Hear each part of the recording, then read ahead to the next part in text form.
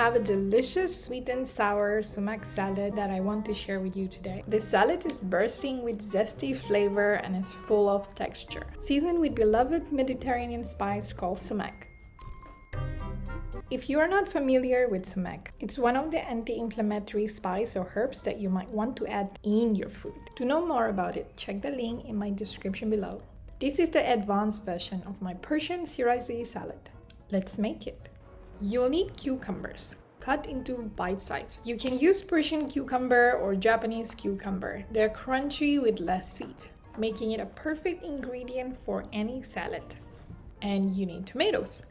I have heirloom tomatoes here that I cut into wedges. I personally love heirloom tomatoes. They are sweet and tastier. Feel free to use tomato of your choice. Next, red onion. Cut it in half and remove the bottom part that makes them stick together before you slice it thin. And rub the slices onion gently to separate the strips. This is my additional favorite ingredient. You want to find the ripe avocado that is still green. Remove the seed and scoop the meat out with a spoon.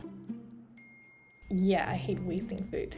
Slice them in half thick and cut around the same size as the cucumber.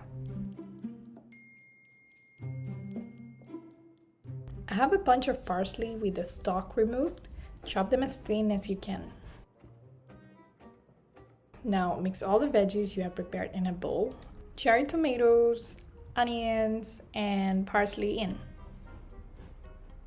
I think I need a bigger bowl. Yep, this is not first time happened to me. You want to mix them all together. Now add the seasoning. Our star ingredient sumac in, a bit of black pepper, salt, extra virgin olive oil. And here's my secret for a delicious and naturally sweet salad, an orange. I'm gonna extract the juice manually. I like my salad balanced with sweet and sour. This is my way of adding natural sweetness to it. Now, you don't want to waste all the goodness in this fruit, so we're including the pulp in the salad too. You can make it as a dressing too if you like. Gently mix them together, let all the vegetables coat it with all the seasonings, and that's it. It's good to go. Go ahead and serve it with any foods you like. If you like this recipe, give me a thumbs up and subscribe to my channel for more recipes like this. Till next time!